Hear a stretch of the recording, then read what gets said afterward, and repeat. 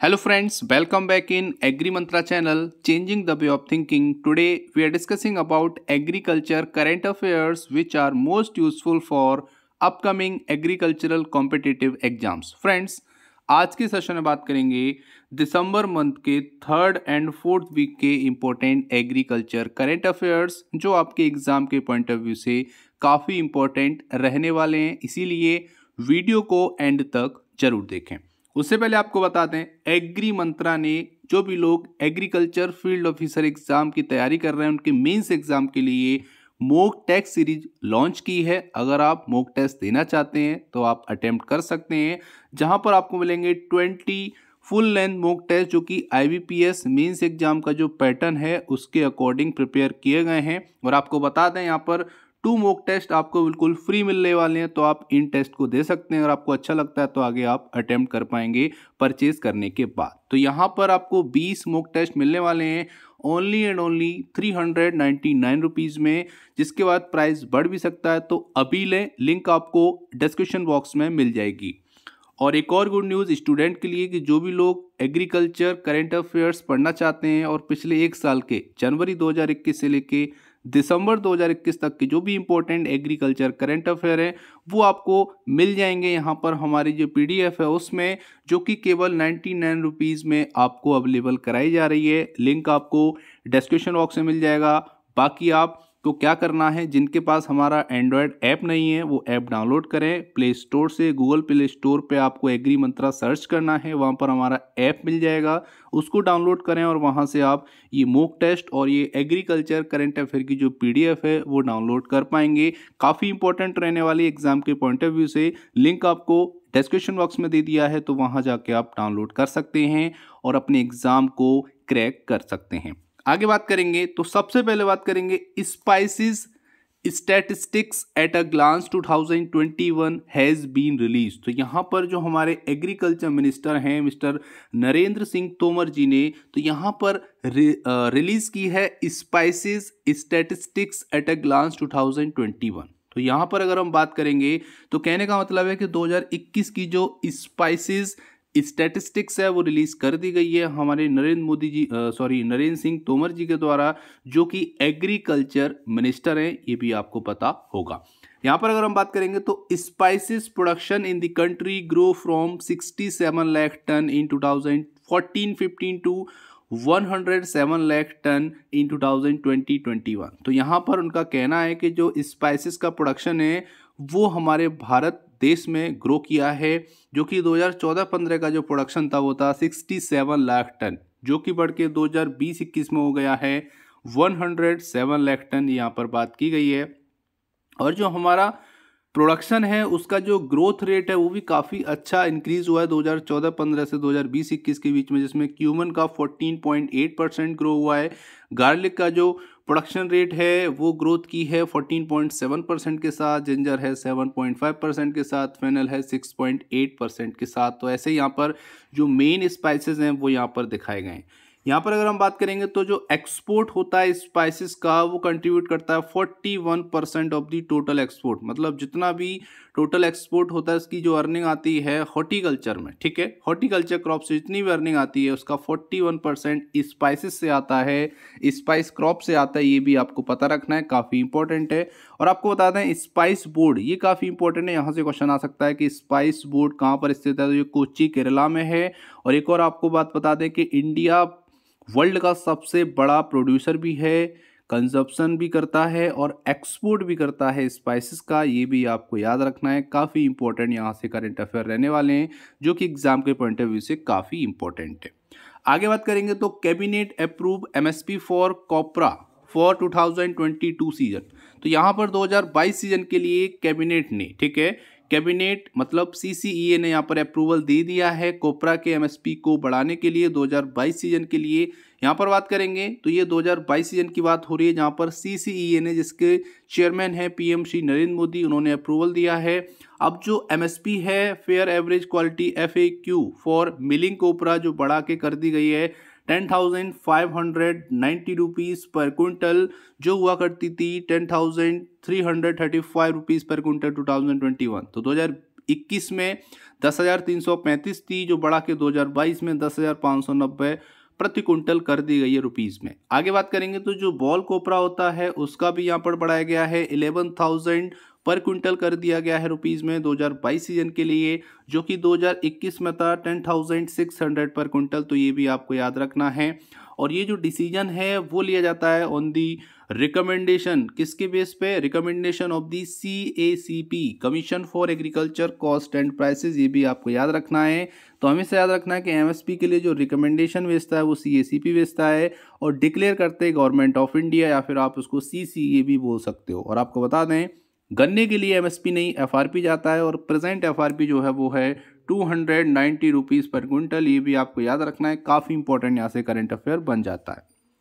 आगे बात करेंगे तो व्हाट्सएप अनाउंसेस डिजिटल पेमेंट उत्सव इन इंडिया। तो भारत में व्हाट्सएप ने अनाउंस किया है डिजिटल पेमेंट उत्सव। इंडिया के 500 विलेजेस में इस उत्सव को सेलिब्रेट किया गया है, 500 विलेजेस में। और इनका उद्देश्य है कि डिजिटल पेमेंट को प्रमोट करना जितने भी इंडिविजुअल्स होते हैं या फिर जितने भी बिजनेसमैन हैं उनके बीच में, ताकि व्हाट्सएप का जो पेमेंट मोड है वो ज़्यादा से ज़्यादा लोगों के द्वारा उपयोग में लाया जाए और व्हाट्सएप को भी प्रॉफिट हो, इसीलिए ये प्रमोट कर रहा है इस टाइम पे।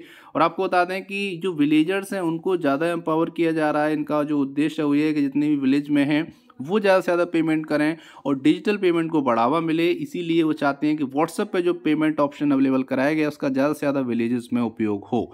और आपको बता दें कि ये 500 विलेजेस में किया गया है, कर्नाटक और महाराष्ट्र के ये विलेजेस हैं, ताकि ज़्यादा से ज़्यादा जो पेमेंट है वो व्हाट्सएप के द्वारा किया जाए, जिससे बोल सकते हो कि जो क्रेडिबिलिटी है वो व्हाट्सएप की और बढ़ जाएगी अगर पेमेंट मोड उनका अगर बहुत ज़्यादा लोगों के द्वारा यूज़ किया जाता है तो ये सारी चीज़ें हैं काफ़ी इंपॉर्टेंट एग्जाम के पॉइंट ऑफ व्यू से। फ्रेंड्स, अगर आपको वीडियो पसंद आ रही है, हेल्पफुल लग रही है, तो वीडियो को अभी लाइक करो। आज की वीडियो का टारगेट है केवल और केवल 300 लाइक्स का। अगर आपको वीडियो पसंद आए तो वीडियो को लाइक करना और ज़्यादा से ज़्यादा इस वीडियो को शेयर करना। आगे बात करेंगे तो PM addressed national summit on agro and food processing. तो एग्रो एंड फूड प्रोसेसिंग पर एक नेशनल समिट किया गया है, जिसको एड्रेस किया है हमारे प्रेजेंट के prime minister mister Narendra Modi ji ने। दिसंबर 16 को ये किया गया था, ये भी आपको याद रखना है। यहाँ से क्वेश्चन बन जाएगा कि national summit on agro and food processing कब एड्रेस किया गया, तो 16 दिसंबर को किया गया। दूसरा क्वेश्चन बन जाएगा किसके द्वारा किया गया, तो ये नरेंद्र मोदी जी के द्वारा किया गया। आगे बात करेंगे तो ministry of agriculture and farmer welfare said that this summit was organised as a part of pre event vibrant Gujarat summit held in Anand Gujarat. ठीक है, उसी के जैसा था। और यहाँ पर बात करेंगे तो इस कॉन्फ्रेंस में लगभग 5000 फार्मर्स आए थे, ये भी आपको याद रखना है। और गवर्नमेंट ने बहुत सारे ऐसे मेजर्स लिए हैं जो एग्रीकल्चर में इनकम को इंक्रीज करेंगे फार्मर की, और जो पिछले 6 सालों से कंटिन्यू जो गवर्नमेंट है वो कोशिश कर रही है कि फार्मर की जो इनकम है उसको बढ़ाया जाए। यही यहाँ पर इस उद्देश्य के लिए ही ये नेशनल समिट एग्रो और फूड प्रोसेसिंग के ऊपर किया गया, ये भी आपको याद रखना है। आगे बात करेंगे तो iconic week of ministry of fisheries animal husbandry और डेयरिंग, ये भी यहाँ पर एक सेलिब्रेट किया गया है, जो कि आइकॉनिक वीक के रूप में मनाया गया फिशरी मिनिस्ट्री के द्वारा, जो चला 20 दिसंबर से लेके 26 दिसंबर 2021 तक। मतलब 20 दिसंबर से 26 दिसंबर तक ये आइकॉनिक वीक सेलिब्रेट किया गया है। और ये जितने भी इवेंट हुए थे वो ऑर्गेनाइज किए गए थे department of fishery during the iconic week under Azadi ka Amrit Mahotsav, जो कि 75 साल हमारी आज़ादी को हो चुके हैं। तो भारत इस साल क्या बना रहा है, आज़ादी का अमृत महोत्सव सेलिब्रेट कर रहा है। उसी के उपलक्ष्य में यहाँ पे डिपार्टमेंट ऑफ फिशरी ने ये सारे ऑर्गेनाइजेशन किए गए हैं, जो कि एक आइकॉनिक वीक के रूप में आए हैं। आगे अगर हम बात करेंगे तो जो नेशनल फिशरी डेवलपमेंट बोर्ड है NFDP हैदराबाद में, उसने यहाँ पर फिश स्टेक होल्डर मीट भी यहाँ पर रखा और इंटरेक्शन प्रोग्राम रखा जितने भी फिशर्स हैं, जितने भी मछली पालन करते हैं उनके साथ, ताकि उनकी प्रॉब्लम को सुना जाए और उस पर एक सटीक सॉल्यूशन पेश किया जाए। और आगे बता दें कि अवेयरनेस प्रोग्राम भी चलाया गया फिशरीज़ के ऊपर स्कूल में और कॉलेज में, और उनको बताया गया कि फिशरी सेक्टर के क्या क्या फ़ायदे हैं और आने वाले टाइम में फिशरी सेक्टर का क्या ग्रोथ है और क्या चांसेस है आगे मार्केट में सर्वाइव करने के। ये सारी चीज़ें उन्होंने यहाँ पर बताई वेबिनार में। आगे बात करेंगे तो प्रधानमंत्री कृषि सिंचाई योजना फॉर 2021-26, तो यहाँ पर PMKSY काफ़ी जानी मानी स्कीम है, उसको बढ़ा दिया गया है 2021 से लेकर 2026 तक के लिए। काफ़ी इंपॉर्टेंट है, इसके बारे में डिटेल में जानेंगे। तो आपको याद रखना है कि कैबिनेट का अप्रूवल यहाँ पर मिला है ताकि इस योजना को और आगे बढ़ाया जा सके उसके लिए। तो जो PMKSY योजना है अब वो 2021 से लेकर 2026 तक के लिए बढ़ा दी गई है, जिसके लिए जो बजट एलोकेट किया गया है वो है ₹93,068 करोड़ रुपये, 93,068 करोड़ रुपए यहाँ पर आउटले रखा गया है इस स्कीम के लिए। और आपको बता दें CCA ने यहाँ पर अप्रूवल दिया है central support of 37,452 crore state के लिए और 20,434.56 करोड़ जो आपकी डेप्ट सर्विस है, जो पुराना बकाया है उसको फुलफिल करेगी गवर्नमेंट ऑफ इंडिया। और सेंट्रल का सपोर्ट आया है इरिगेशन डेवलपमेंट ड्यूरिंग PMKSY 2016 से 21 के बीच में जितने भी बोल सकते हो इनकम्प्लीट प्रोजेक्ट रहे और जितने भी बोल सकते हो डेप्थ था उसको चुकाने के लिए भी सरकार ने यहाँ पर बजट एलोकेट किया है। और यहाँ पर 2 प्रोग्राम हैं जो काफ़ी इंपॉर्टेंट है इस योजना के, एक्सेलरेटेड इरिगेशन बेनिफिट प्रोग्राम जिसको AIBP के नाम से जाना जाता है, और एक आपका हर खेत को पानी।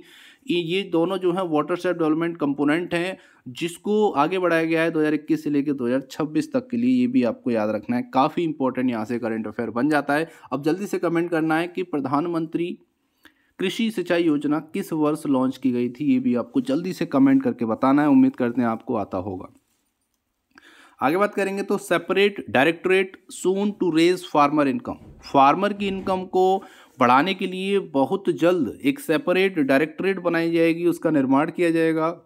ये बात कही है मैसूरू कर्नाटका के हमारे जो CM हैं वसवराज बोम्मई ने, ठीक है। तो वसवराज बोम्मई जो कि प्रेजेंट CM हैं कर्नाटका के, उन्होंने यहाँ पर बोला है कि फार्मर्स के लिए बहुत जल्दी एक सेपरेट डायरेक्टरेट का निर्माण किया जाएगा ताकि फार्मर की आय को ज़्यादा से ज़्यादा बढ़ाया जा सके। और यहाँ पर बहुत सारी चीज़ें उन्होंने कहीं वर्ल्ड फार्मर डे के दौरान भी यहाँ पे काफ़ी चीज़ें उन्होंने बोली और ये कहा कि फार्मर की अगर इनकम बूस्ट करनी है तो उसके लिए एक अलग से एक ऐसा डायरेक्टरेट बनाया जाए जो कि केवल और केवल फार्मर्स के लिए हो, एग्रीकल्चर के लिए हो, जिस पर जोर दिया गया है और उसकी तैयारियां भी जोरों पर हैं। ये यहाँ पर बात कही है वहाँ के CM वसवराज बोम्मई ने, जो कि काफ़ी इंपॉर्टेंट है और काफ़ी फ्रूटफुल रह सकता है फार्मर के फ्यूचर के पॉइंट ऑफ व्यू से।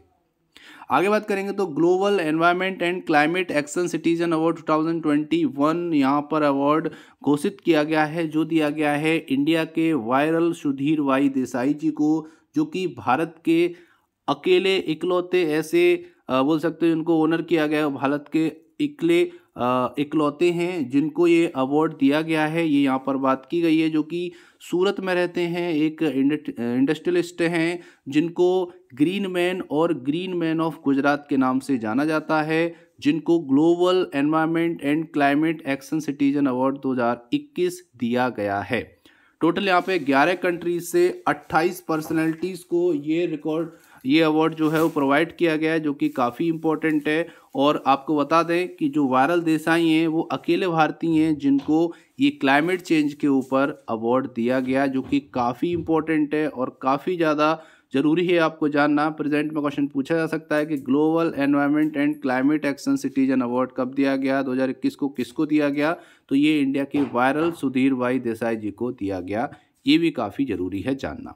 अब बात करेंगे गुड गवर्नेंस इंडेक्स 2021, जो कि गुजरात ने टॉप किया है इस रैंकिंग में, और उसके साथ सेकंड नंबर पे महाराष्ट्र और थर्ड नंबर पे गोवा। तो यहाँ पर बात करेंगे तो Gujarat has come out at the top of the composite ranking of good governance index GGI 2021। तो यहाँ पर 2021 का गुड गवर्नेंस इंडेक्स रिलीज किया गया है, जिसको लॉन्च किया union home minister mister Amit Shah ji ने। तो यहाँ पर महाराष्ट्र सेकंड नंबर पे है, गोवा थर्ड नंबर पे है, और उत्तर प्रदेश में भी काफ़ी ज़्यादा इंक्रीमेंटल ग्रोथ हुई है 8.9% की। तो यहाँ पर एग्रीकल्चर और अलाइड सेक्टर की बात करेंगे यहाँ पे, तो ग्रुप ए में आंध्र प्रदेश टॉप पर रहा, ग्रुप बी में यहाँ पे मध्य प्रदेश टॉप पर रहा, और अगर हम नॉर्थ ईस्ट या फिर हिल स्टेट की बात करेंगे तो मिजोरम टॉप पर रहा है, और यूटीज़ में दादरा एंड नागर हवेली यहाँ पे टॉप पर रही है। और यहाँ पर सारी चीज़ें यहाँ पे दी हुई हैं, और जो कंपोजिट रैंक बनती है वो गुजरात पहले नंबर पे है, और ग्रुप बी में मध्य प्रदेश है, और यहाँ पे जो हिल स्टेट है नॉर्थ ईस्ट स्टेट हैं उसमें हिमाचल प्रदेश है,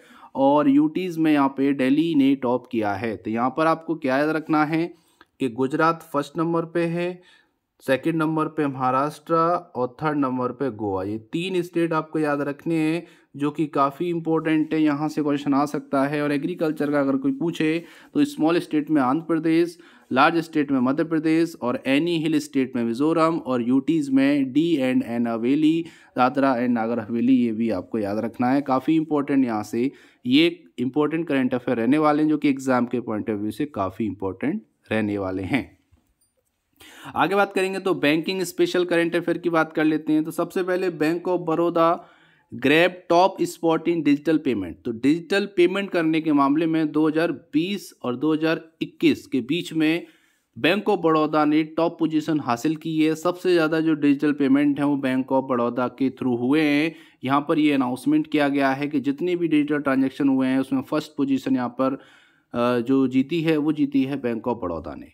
यहाँ पर अगर हम बात करेंगे तो डिजिटल पेमेंट ट्रांजैक्शन जो हुआ है वो यहाँ पर ministry of electronic and information technology के द्वारा घोषित किया गया है। और यहाँ पर डिजिटल पेमेंट उत्सव के दौरान ही ये सारी चीज़ें अनाउंसमेंट की गई कि बैंक ऑफ बड़ौदा को पहली पोजीशन दी जाती है इन डिजिटल पेमेंट या फिर ओवरऑल डिजिटल ट्रांजैक्शन के बेस पर। यहाँ पर भारत जो है वो 75 एनिवर्सरी मना रहा है अपने भारत इंडिपेंडेंस की, आज़ादी की, और डिजिटल पेमेंट उत्सव के दौरान ही ये अनाउंसमेंट किया गया कि बैंक ऑफ बड़ौदा को टॉप पोजीशन पर रखा गया है इन ओवरऑल डिजिटल ट्रांजैक्शन या फिर हम बोल सकते हो डिजिटल पेमेंट के, अगर हम नंबर ऑफ डिजिटल पेमेंट की बात करेंगे तो। और आज का लास्ट करंट अफेयर, उसके बाद बात करेंगे एक इंपॉर्टेंट क्वेश्चन की जिसका सही आंसर आपको कमेंट बॉक्स में लिख के भेजना है।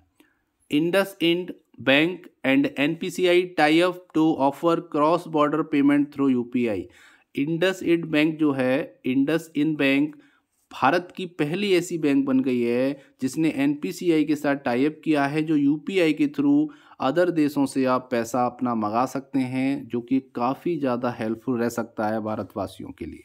यहाँ पर बात करेंगे तो इंडसइंड बैंक ने जो इनके जो पार्टनर हैं, इन्होंने पार्टनरशिप की है national payment corporation of India के साथ, और वो चाहते हैं कि जो क्रॉस बॉर्डर पेमेंट हैं उनको अब जल्दी से जल्दी यूपीआई के थ्रू कंप्लीट किया जाए, और विदेशों से जो पैसा है वो यूपीआई के थ्रू हम लोग मंगा सकते हैं मनी ट्रांसफ़र ऑपरेटर पार्टनर के थ्रू। यहाँ पर अगर हम बात करेंगे तो it is the first Indian bank to go live on UPI for a cross border payment. तो पहली ऐसी बैंक है जो लाइव जा रही है यूपीआई के थ्रू पेमेंट, जो कि क्रॉस बॉर्डर पेमेंट की बात यहाँ पे की जा रही है। अदर देश जो भी हैं, बाहर के जो कंट्री हैं, वो भारत में पेमेंट कर पाएंगे, या भारत के जो लोग हैं वो भारत में पेमेंट ले पाएंगे यूपीआई के थ्रू बाहर की कंट्री से। तो ये काफ़ी ज़्यादा हेल्पफुल रहने वाला है लोगों के लिए।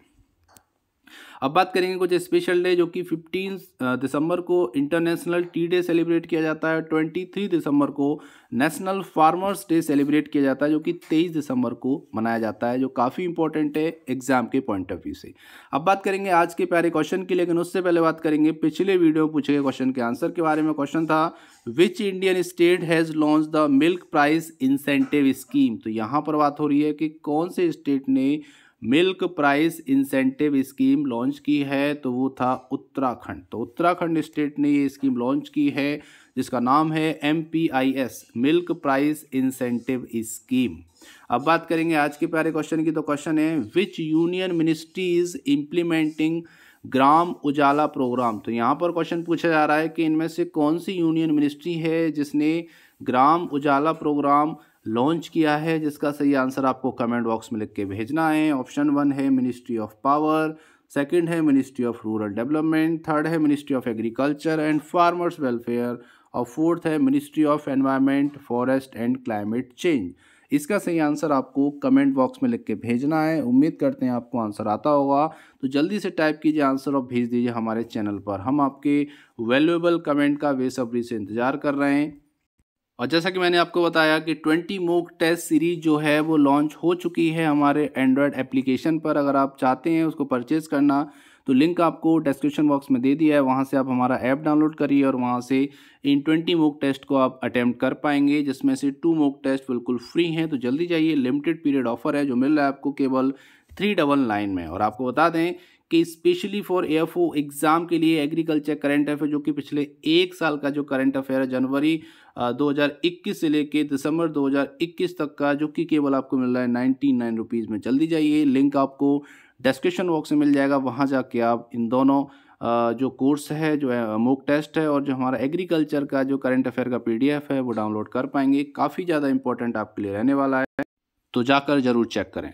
तो फ्रेंड्स, आज के लिए बस इतना ही। मिलते हैं एक और इम्पोर्टेंट और अगले वीक के इम्पोर्टेंट करंट अफेयर के साथ, जो कि एग्ज़ाम के पॉइंट ऑफ व्यू से काफ़ी इंपॉर्टेंट रहते हैं। तब तक के लिए खुश रहिए, सुरक्षित रहिए, अपने घर पे रहिए, और जो सोर्स हैं इन करंट अफेयर के वो हम यहाँ पर प्रोवाइड कर देते हैं। बाकी कोई भी कन्फ्यूजन है, डाउट है, तो आप हमको कमेंट बॉक्स में कमेंट करके भेज सकते हैं। So thank you for watching. जय हिंद, जय भारत।